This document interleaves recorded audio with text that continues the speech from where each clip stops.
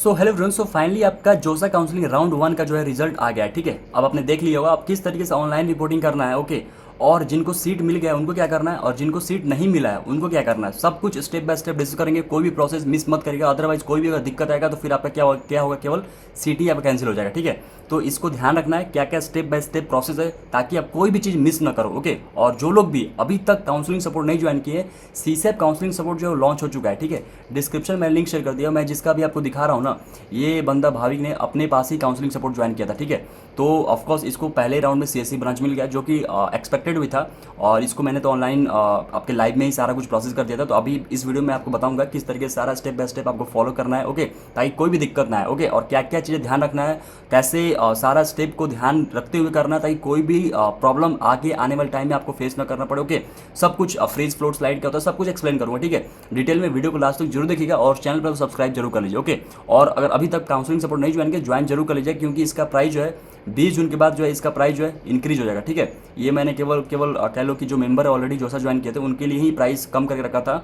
तो ऑफकोर्स आप लोग ज्वाइन कर लीजिए अगर ज्वाइन करना चाहते हैं, ताकि आपको सीसैब में ऑफकोर्स आपको जो जोसा में सीट मिला है ना, इससे बेटर सीट मिले। ठीक है, और किस तरीके से काउंसलिंग करना बताया जाएगा आपको सारा डिटेल में। ओके, तो अभी जैसे ही आप लॉगिन करो कुछ इस तरीके से आपको इंटरफेस दिखेगा। यहाँ पे सीट अलॉटमेंट रिजल्ट आपको दिखेगा, इस पर आपको क्लिक करना है। ठीक है, जैसे ही क्लिक करोगे नेक्स्ट आपको कुछ ऐसा इंटरफेस दिखेगा। ठीक है, जैसे ही आप इस पर क्लिक करोगे आपको कुछ इंटरफेस इस तरीके से दिखेगा।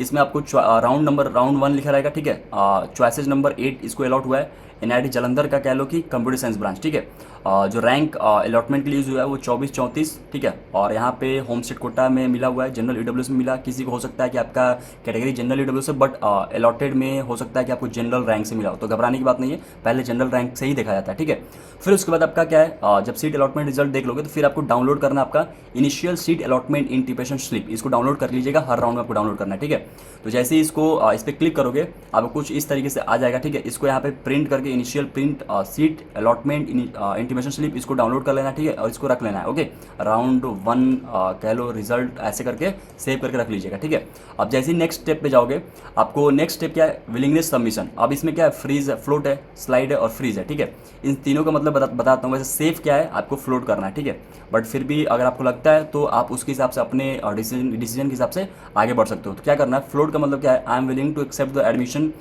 To any academic program 8 of my higher preferences, मतलब कि जो मतलब जिस मान लो 8 राउंड में 8 चॉइसेस मिला है। ठीक है, तो अब ये तो कंफर्म रहेगा आपका। ठीक है, और इससे ऊपर वाले में आपको अलॉटमेंट हो सकता है आने वाले नेक्स्ट राउंड में। ठीक है, आपको जो सीट मिला वो कंफर्म हो गया, और आने वाले राउंड में जैसे मान लेते हैं कि राउंड 2 राउंड 3 में तो 8 या फिर उससे ऊपर वाला ही मिलेगा। ठीक है, फ्लोट का मतलब ये, स्लाइड का मतलब क्या है, 8 या फिर इससे ऊपर वाला मिलेगा बट सेम कॉलेज में मिल रहा है। ठीक है, सेम कॉलेज, यहाँ पर लिखा है I am willing to accept admission to an academic program of my higher preferences in the choices list submitted by me provided the academic program in the same institute, same में। ठीक है, और freeze का मतलब क्या है, या आप अभी कंफर्म करो कि मेरे को यही चाहिए, अब काउंसलिंग से आप बाहर जा रहे हो। ठीक है, मतलब आपके राउंड 2 राउंड 3 राउंड 4 में कोई भी आपके समझ लो कि अलॉटमेंट नहीं हो रहा होगा। ठीक है, इसमें आपको फ्लोट सेलेक्ट कर लेना है। ओके, और जैसे ही फ्लोट सेलेक्ट करोगे आपको यहाँ पे फ्लोट सेलेक्ट करने के बाद फिर उसके बाद आपको यहाँ पे अपना पासवर्ड डालना होगा, जो कि लॉगिन वाला पासवर्ड है। फिर आप उस यहाँ पे ओटीपी आएगा उसको डालना होगा, फिर सबमिट कर देना विलिंगनेस पे। ठीक है, फिर उसके बाद आपके जैसे ही सबमिट कर दोगे ये आपका सबमिट हो गया। ठीक है, फ्लोट अब इसको चेंज भी कर सकते हो। ठीक है, अब नेक्स्ट क्या है हमारा, अपलोड डॉक्यूमेंट।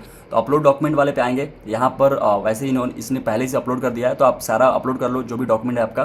ठीक है, kindly upload all the document and click and save and next button to complete the step.